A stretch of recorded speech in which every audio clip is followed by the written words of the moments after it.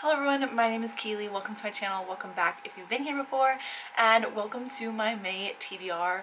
Let's talk about all the books that I want to read in May, and it's a special month because it is yet another round of Escape the Readathon. If you don't know, this is a readathon created by Lexie from Books with Lexie, and for the second year in a row, she has asked me to take part as a game master. I'm so excited because the role of Game Master is just so much fun because our job is to cause chaos. We try to read as many books as we can to stop y'all from escaping. And the theme this year is a cruise ship. Everyone is stuck on a cruise ship, so I'm trying to read as much as I can to make sure y'all can't get off.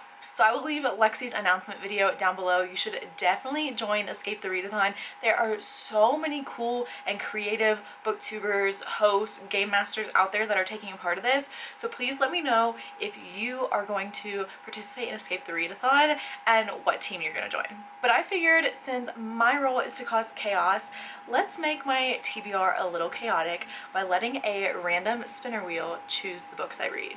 So I love the spinner wheel idea. I've done a few videos like this in the past and they are some of my favorite videos to make. So I figured my reads from May will come from the spinner wheel.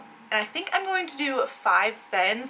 That way it leaves a little room for me to also mood read throughout the month. So let's go ahead with spin number 1.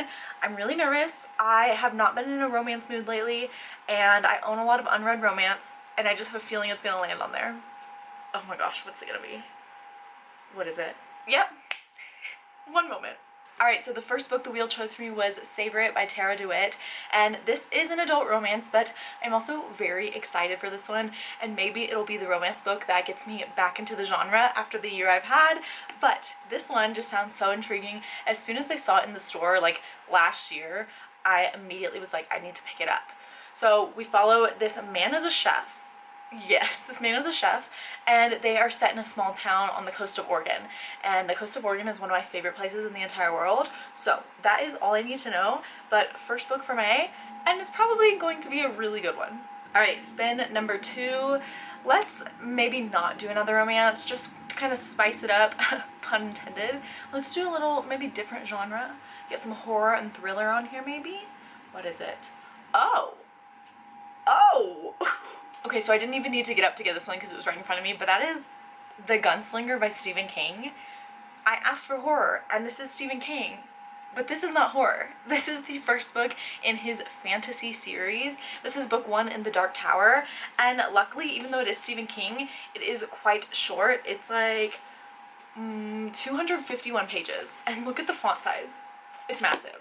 So hopefully I fly through this one. I haven't seen the movie. I don't know anything about this series. I just know it's one of his fantasy series and people do tend to love it. I mean, it is Stephen King. I'm a big Stephen King fan, so I'm really interested to see his fantasy world. Alright, spin number 3. What if we get like 5 different genres? That would be really, really cool, but I doubt the wheel is going to be that nice to us. Let's see, what is spin number 3 going to be? Oh my gosh, another genre?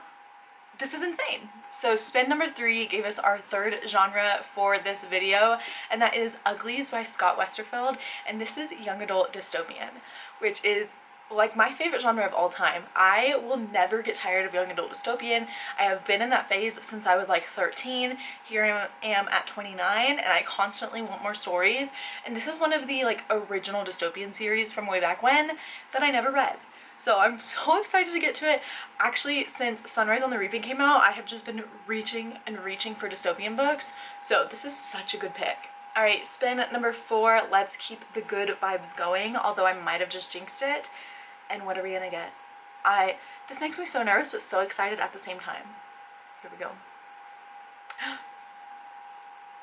Okay. Also, this title is me. One moment. Alright, spin number 4 picked The Bright and the Pale by Marie Rubinkowski. And look, this matches so well.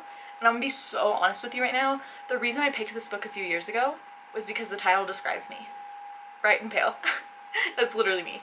I don't know much about this. I know it is a winter fantasy, which sounds right up my alley. Winter is my absolute favorite season. I look like winter personified, and I just love it. I believe we follow a 17-year-old, and she is one of the only survivors of the freeze. So I'm excited to find out what that's about. Alright, it is time for the 5th and final spin. Let's end this video and this TBR with a bang. I kind of want to keep spinning, but I also got to be realistic. I'm just having so much fun with this. So let's see, what are we going to end on? What is it? Okay, so the 5th and final pick of this video is Skeleton Crew by Stephen King. We got 2 Stephen King books in this video. Iconic. This is my TBR telling me you really need to catch up on his books because it's taking too long. But this one is quite chunky, as is usual. And I believe this one is a short story collection. So this one will be fun to read throughout the month and like pick them up here and there. But I'm excited because I love Stephen King's short story collections. I've read a few of them so far and they've all been pretty big hits. So hopefully this one is as well. Alright, those are the 5 books I have selected so far to read for the month of May. Don't you worry, I am definitely going to cause more chaos and read more than 5 books to prevent you from escaping. I'm so excited. Last year I read so many good books and just had an absolute blast, so I know that this year is going to be even more fun, and Lexie is just so creative in how she put this together. You should definitely join. If you're on the fence about it, please do it and join.